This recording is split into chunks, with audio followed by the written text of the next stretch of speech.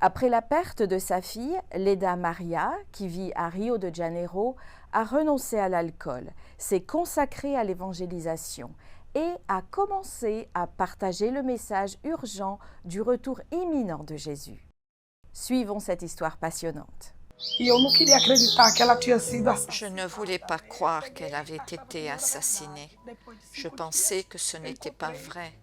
Après 5 jours, j'ai trouvé son corps. Nous sommes à la maison de César Augusto. Je suis venue ici aujourd'hui à 9 heures avec une sœur de l'église pour notre étude biblique. Nous avons remarqué que sa maison avait besoin d'être nettoyée. Alors nous nous sommes mis au travail. Nous avons balayé, jeté les ordures et d'autres choses. J'ai aussi appelé un ami pour qu'il vienne la nettoyer jeudi prochain. J'ai demandé s'il avait à manger et il m'a dit qu'il n'avait pas de nourriture. Comme il n'a pas de réfrigérateur ni même de cuisinière, je suis rentrée chez moi pour préparer un repas et je suis revenue pour le lui donner.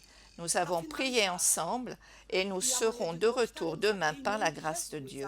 Amen.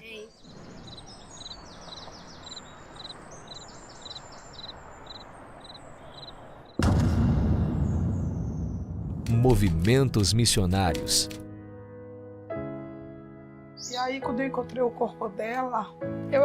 Même avant la mort de ma fille, je buvais beaucoup. Quand elle est décédée, ça a empiré. Je souffrais tellement. Je buvais mes chagrins au point d'être tout le temps malade. Un jour, après une autre nuit ivre, je me suis réveillée. J'allais vraiment très mal et j'ai senti Jésus à mes côtés qui me disait « Ma fille, est-ce la vie que tu veux pour toi? Ne vois-tu pas ce que cela te fait ?» Après cela, je n'ai plus jamais touché à l'alcool et j'ai dit à Dieu « Seigneur, je ne boirai plus jamais, car je te sens proche de moi et je veux te servir. Que dois-je faire? Comment puis-je te servir? » À cette époque, je ne savais pas lire. Alors j'ai lancé à Dieu un défi. Comment puis-je lire la Bible si je ne sais pas lire? J'ai donc prié et lui ai demandé de m'apprendre à lire parce que je voulais comprendre la Bible et toute la vérité qu'elle contient. Dieu m'a effectivement donné la capacité de lire. Lui-même m'a appris à le faire. Aujourd'hui, je lis la Bible et je l'enseigne aux autres. Gloire à Dieu. J'ai une relation incroyable avec Dieu. Il me dit de façon très précise d'aller vers une personne et de parler de son amour, parce qu'il la connaît et sait qu'elle a besoin de lui plus que tout. Chaque fois que je propose des études bibliques à des gens, ils l'acceptent.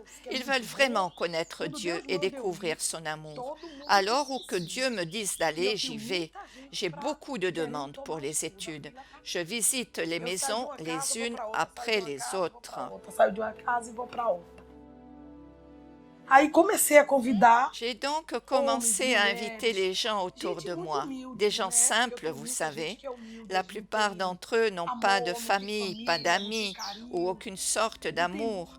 J'ai donc commencé à les rapprocher les uns des autres pour que nous puissions tous étudier ensemble. Maintenant, environ 40 personnes viennent chez moi tous les jours.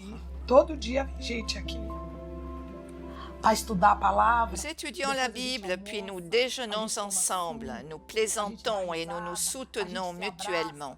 Si c'est l'anniversaire de quelqu'un, nous préparons un gâteau et chantons « Joyeux anniversaire ». Lors des dernières scènes de l'histoire de cette terre, un grand nombre de ces jeunes étonneront les gens par le témoignage simple, mais également spirituel et puissant qu'ils donneront de la vérité. No entanto, com espírito e poder. Les gens d'ici ont l'impression que nous sommes leur vraie famille. Et je leur dis que nous sommes effectivement une famille. Nous sommes tous des créations de Dieu et tous les mêmes. Sans Jésus, nous ne trouvons pas notre place, mais une fois que nous l'avons trouvée, nous devenons une grande famille. Je suis si heureuse d'avoir donné ma vie à Dieu et de pouvoir maintenant partager son amour avec tant de personnes différentes. Aimez Jésus, il est vrai et fidèle. Travaillez pour sa cause de tout votre cœur et vous serez tellement plus heureux. Dieu connaît les désirs de nos cœurs et il est notre pourvoyeur. J'ai donné ma vie à Jésus il y a 4 ans et il n'a jamais failli. Mon mari et moi sommes au chômage. Pourtant, nous avons toujours de la nourriture que nous pouvons même partager avec nos visiteurs quotidiens. Faites confiance à Jésus de tout votre cœur. Il est fidèle. Alors, croyez en lui.